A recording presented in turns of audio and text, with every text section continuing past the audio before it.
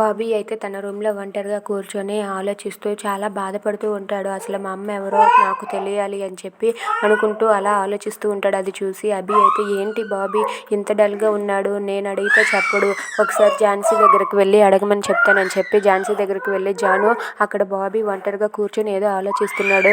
నేను అడిగితే ఎలాగైనా చెప్పడు, నువ్వు అడిగితే కనీసం చెప్తాడేమో, ప్లీజ్ దయచేసి వెళ్ళి బాబీ ఏం ఆలోచిస్తున్నాడో అడగవా అని చెప్పి అంటూ ఉంటాడు. అది వినగానే జాను అయితే ఇంకా కొత్తగా వినేదేముంది అభి, ఇంకెవరి గురించి ఆలోచిస్తాడు, ఆ అమ్మాయి మేడం గురించి ఆలోచిస్తాడు, కొత్త ఇదేమైనా కొత్త అని చెప్పి అంటుంది.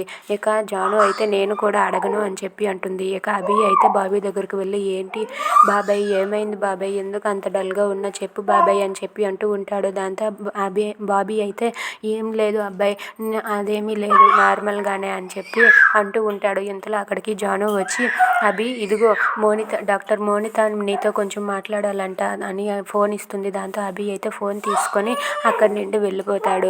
ఇంతలో ఝాన్సీ అయితే బాబీని చూసి అడుగుతుంది, ఏంటి బాబీ ఇది, నువ్వు ఇంత డల్గా ఎందుకు ఉన్నావు, నువ్వు డల్గా ఉంటే మీ అబ్బాయి డల్గా ఉంటాడు, మీ అబ్బాయి డల్గా ఉంటే నేను డల్గా ఉంటాను, నీ కారణంగా మా ఇద్దరం బాధపడుతున్నావు, నువ్వు అసలు ఎందుకు ఇంత డల్గా ఉంటున్నావు, నువ్వు యాక్టివ్గా ఉండటం మేము చూడాలి అని చెప్పి ఝాన్సీ బాబీతో అంటుంది. అది వినగానే బాబీ అయితే అలా మౌనంగా ఉండిపోతాడు.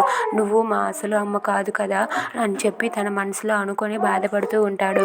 If you like this video please like, share and subscribe.